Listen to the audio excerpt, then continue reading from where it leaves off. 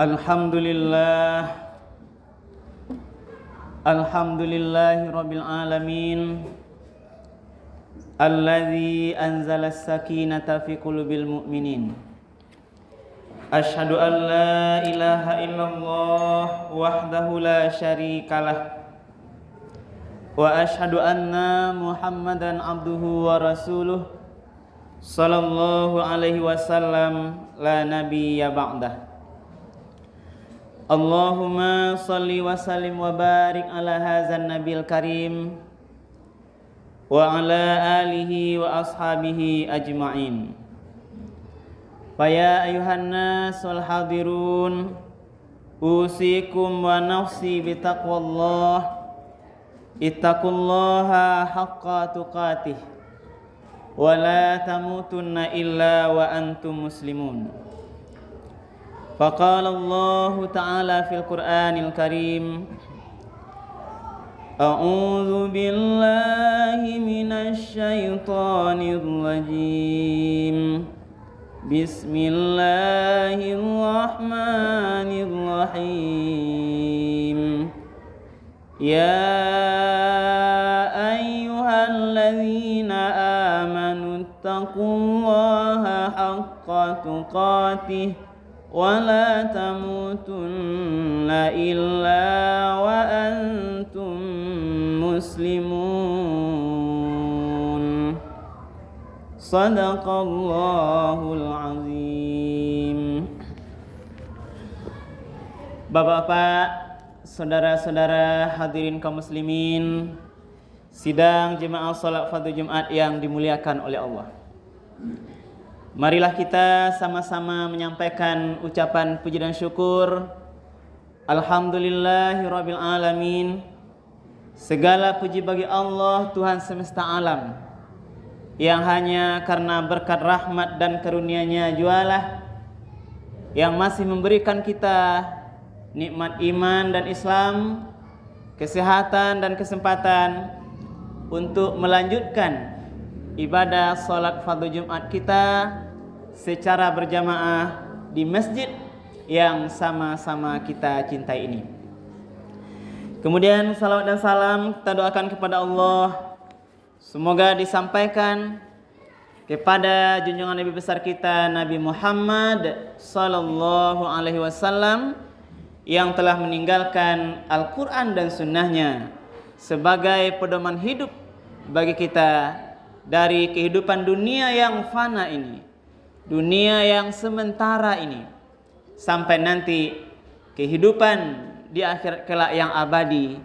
Karena itu mari kita berpegang teguh kepada dua peninggalan Rasulullah itu, yakni Al-Quran dan sunnahnya. Hadirin kaum muslimin, sidang jemaah Jumat yang dimuliakan Allah, di awal khutbah ini khatib juga mengajak mari kita terus meningkatkan keimanan dan ketakwaan kita kepada Allah, karena itulah modal terbaik kita untuk menghadap Allah di akhirat kelak. Hadirin kaum muslimin, sidang jemaah salat fardu Jumat yang dimuliakan oleh Allah. Pada khutbah kita yang singkat ini, khatib hendak menyampaikan kepada hadirin kaum muslimin sebuah hadis dari Imam Bukhari tentang kewajiban untuk menyambung silaturahim. Hadis ini diriwayatkan oleh Imam Bukhari dari Anas bin Malik bahwa Rasul bersabda, "Man ahabba ayyubsata lahu fi rizqihi wa yunsa'alahu fi atharihi falyasil rahimah." Siapa yang ingin atau siapa yang mau dilapangkan atau diperluas pintu rezekinya, kemudian dipanjangkan umurnya, maka hendaklah ia menyambung silaturahim. Inilah hadis yang akan kita sampaikan maknanya di khutbah kita yang singkat ini. Hadis ini hadirin kaum muslimin, itu hadis nomor 5527 di kitabnya Sahih Imam Bukhari kita temukan. Yang pertama kita maknai dulu adalah man ahabba ayyubsata lahu fi rizqihi. Siapa yang mau diperluas, dilapangkan pintu rezekinya. Yang pertama kita coba dulu melihat apa itu artinya atau makna rezeki itu sendiri. Yang nama yang rasaki itu. Dan kita dijanjikan dalam hadis ini, siapa yang amuh dilapangkan rezekinya. Hadirin kaum muslimin jemaah Jumat, secara umum sebagian kita salah memahami yang mana yang dimaksud dengan rezeki itu. Sebagian kita memahami yang rasaki itu hanyalah yang berbentuk materi, uang,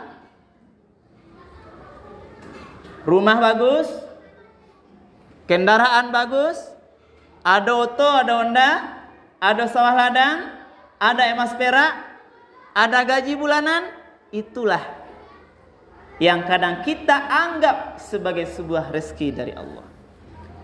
Kita baru bersyukur kalau setiap tanggal 1 menerima gaji, inilah rezekiku.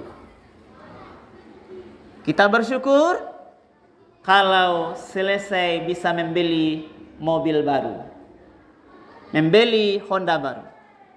Kita merasa dapat rezeki ketika kita sudah selesai membangun rumah. Bahkan kita syukuran atas rezeki yang Allah berikan. Salahkah itu? Tidak, hadirin sekalian.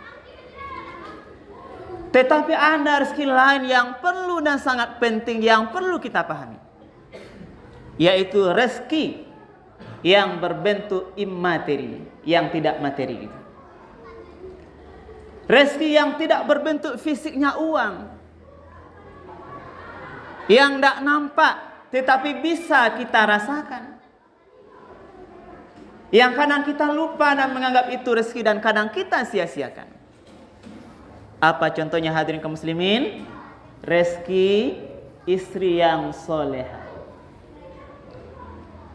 rezeki anak yang taat beragama, rezeki anak yang patuh kepada kita. Itu semua rezeki. Rezeki kemampuan kita khusyuk dalam sholat. Ini rezeki Allah. Rezeki kelapangan dada kita menghadapi semua musibah yang diberikan Allah. Itu semua rezeki Allah. Bisa kita damai menghadapi persoalan kehidupan yang makin rumit, ini adalah sebuah rezeki dari Allah Subhanahu wa taala. Inilah yang kadang kita lupakan. Karena itu makna rezeki hakikatnya adalah baik yang nampak atau yang terasa memberi kenikmatan, kepuasan batin, itulah rezeki. Maka makna rezeki di sini, man ahabba ayyubsata lahu rizqahu ayyubsata lahu fi rizqihi, siapa yang mau dilapangkan oleh Allah rezekinya. Ini kunci pertama. Siapa yang mau ditambah rezeki materinya oleh Allah. Siapa yang mau, yang ingin diberi ketenangan batin, keberkahan oleh Allah rezekinya. Itu yang pertama. Wa yunsa'alahu fi asarihi. Dan siapa pula yang mau diperpanjang atau dipanjangkan umurnya. Lalu pertanyaannya hadirin kaum muslimin, apa pula maknanya umur dipanjangkan? Apakah bisa umur diperpanjang atau tidak? Sementara ada ayat lain menyatakan walikulli ummatin ajal fa iza jaa ajaluhum la yastakhiruna sa'atan wa la yastaqdimun. Setiap ajal itu, setiap manusia itu, setiap sesuatu yang bernyawa itu ada ajalnya.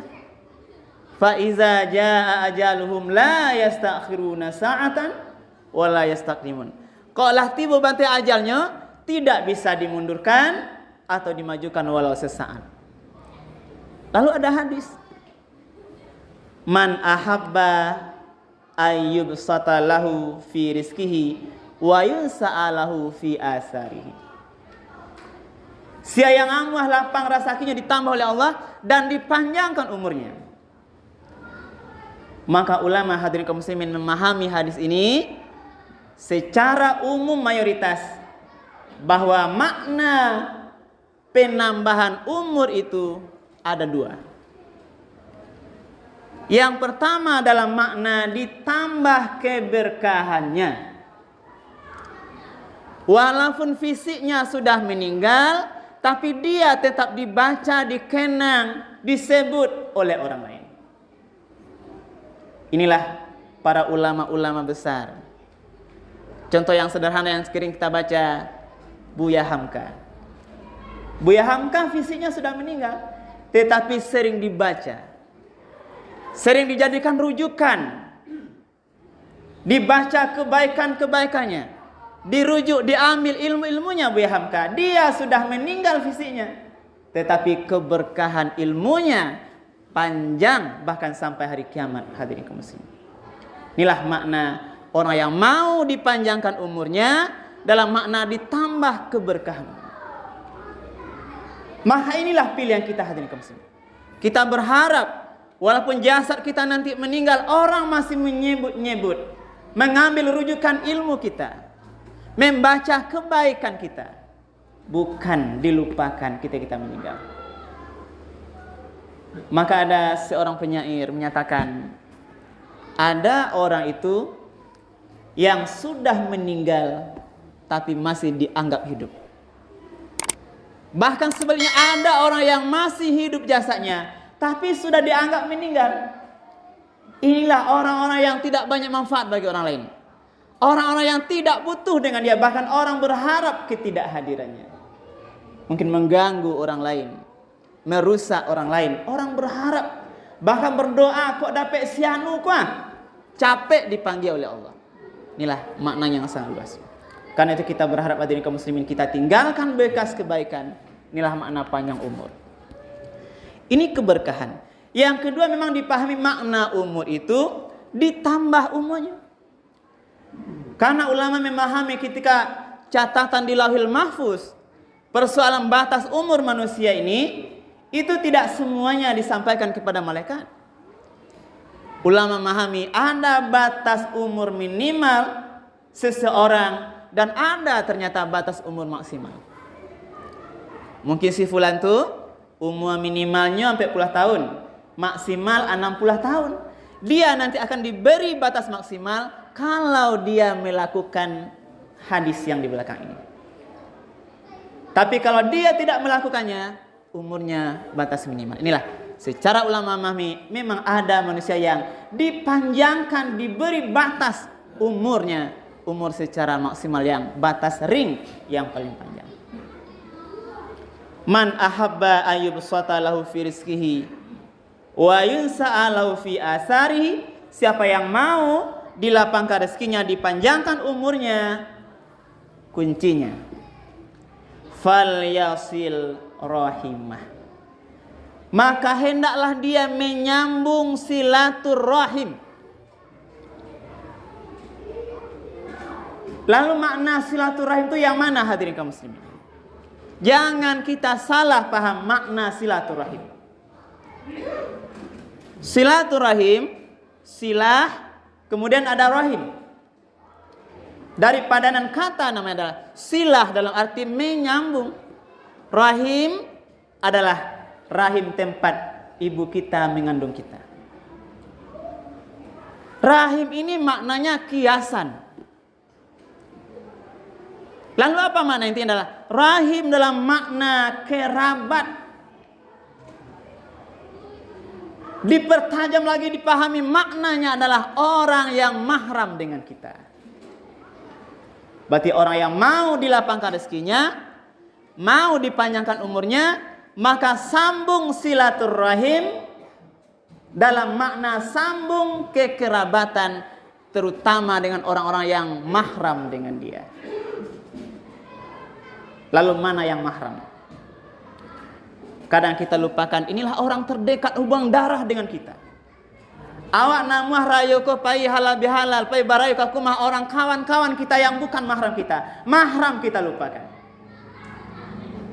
Kawan sama sekolah, kawan sekantor yang bukan mahram kita, sementara mahram kita abaikan.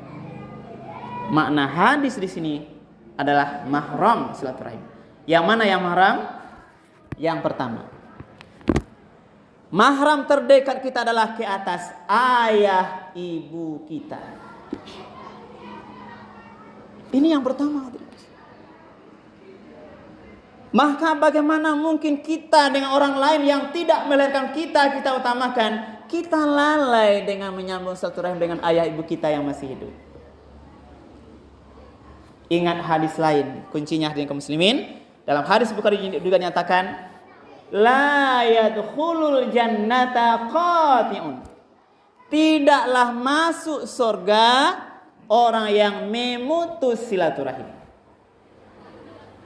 Kalau kita paham mana arti tidaklah masuk surga orang yang memutus hubungan kekerabatan dengan mahramnya. Pertama, ayah ibu. Jangan berharap surga hadirin kaum muslimin. Puasa kita bagus, salat bagus, sudah haji berkali-kali, tapi putus dengan ayah ibu, jangan berharap surga. Inilah makna falyasir rahimah. Waktu kita singkat, tidak mungkin kita uraikan makna bakti pada orang tua ini. Lalu yang kedua, mana yang mahram? Naik ke atas, kakek nenek kita.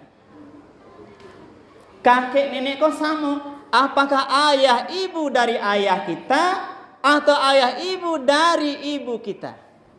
Enek dari ama awak, enek dari ayah awak, sama posisinya. Jangan dibeda-bedakan dalam konsep mahram dalam kajian Islam. Lalu barapulo kateh ulama membatasi ke atasnya dari ayah sampai kakek sampai ke atasnya minimal 4 tingkatan. Sebab kalau tidak dulu bateh beko sampai lo ke Nabi Adam, berarti mahram asarnya tidak. Minimal dibatasi ulama 4 tingkat ke atas, ayah, kakek, buyut dan seterusnya 4 tingkatan ke atas. Itulah mahram kita. Lalu siapa lagi? Yang ke bawah, anak kita. Anak laki-laki, anak perempuan kita. Jangan sampai putus silaturahim dengan anak-anak kita. Apapun persoalannya. Selagi putus, berarti jangan berharap surga hadirin kaum muslimin. Sama anak laki-laki pedusi. Tidak ada bedanya. Jangan pula nanti bapak-bapak hadirin kaum muslimin bedakan. Kok anak yang acuk magah pitih rayo? Kok anak yang tidak? Tidak boleh dibedakan. Semua anak sama. Tidak boleh tersirat di hatinya kita lebih menyayangi satu anak dibanding anak yang lain. Inilah silaturahim. Lalu berikutnya cucu kita. Nah, cucu baik dari anak laki-laki maupun anak perempuan sama statusnya. Tidak ada beda. Tidak ada istilah cucu dakek, cucu jauh. Ini konsep agama. Walaupun awak matrilinear memahami lebih dakek cucu ke anak padusi atau memahami secara agama dakek anak laki, tidak. Agama memahami sama selagi cucu dari anak kita laki-laki atau perempuan sama tingkat kekuatan mahramnya. Lalu siapa lagi? Mahram berikutnya adalah saudara kita yang laki-laki atau perempuan. Adik awak, abang awak, uni awak, laki-laki padusi, saudara kita, mahram kita, wajib kita jaga silaturahim. Kalau lalai kita putus dengan kakak kita, jangan berharap surga. Itu tingkatan. Siapa lagi? Anak dari adik atau kakak kita, kemenakan kita, sama statusnya. Anak adik padusi awak, saudara padusi awak dengan anak laki-laki kita, anak saudara laki-laki kita, sama statusnya. Itu mahram. Yang terakhir yang mahram adalah saudara dari ayah kita atau saudara dari ibu kita, paman kita, amai awak, mak tua awak, apa awak. Saudara laki-laki atau perempuan dari ayah kita atau dari ibu kita, itu sama mahram. Semuanya harus kita ikat silaturahim. Kalau satu kita putuskan, jangan berharap surga. Sampai di sini mahram. Lalu anak amai awak, dia tidak mahram lagi. Itu namanya kerabat yang sudah jauh. Tapi yang penting adalah yang mahram tadi. Maka itu di hari yang fitrahnya hadirin kaum muslimin, mari semuanya kita jaga. Nanti kita berharap sudah menganggap baik, tapi putus silaturahim, kita tidak diberikan surga oleh Allah. Mudah-mudahan bermanfaat. Perbanyak maaf. Fa'tabiru ya ulil absar la'allakum turhamun.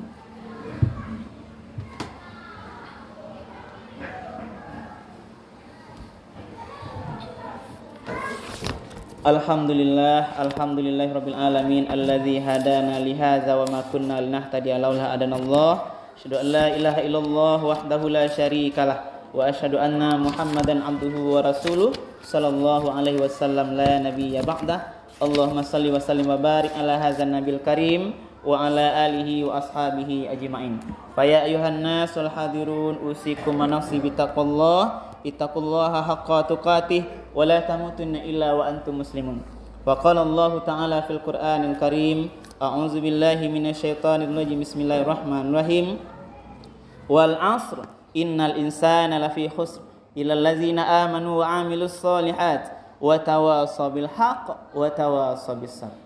Demi waktu, sesungguhnya manusia itu benar-benar berada di dalam kerugian, kecuali orang-orang yang beriman dan beramal soleh dan ingat-ingatkan di dalam kebenaran dan ingat-ingatkan di dalam kesabaran. Innallaha wa malaikatahu yusholluna 'alan nabi ya ayyuhallazina amanu shallu 'alaihi wa sallimu taslima. Allahumma shalli ala Muhammad wa ala ali Muhammad kama shallaita ala Ibrahim wa ala ali Ibrahim wa barik ala Muhammad wa ala ali Muhammad kama barakta ala Ibrahim wa ala ali Ibrahim fil alamin innaka Hamidum Majid. Allahumma fil mu'minina wal mu'minat wal muslimina wal muslimat al ahya'i minhum wal amwat. Allahumma fil lana dzunubana wa liwalidayna warhamhuma kama rabbawna shighara. Rabbana hab lana min azwajina wa dzurriyyatina qurrata a'yun waj'alna lil muttaqina imama. Rabbana atina fid dunya hasanah wa fil akhirati hasanah wa qina azabannar. Ibadallah, innallaha ya'muru bil 'adli wal ihsan wa ita'i dzil qurba wa yanha 'anil fahsya'i wal munkari wal baghi wa lidzikrillahi akbar.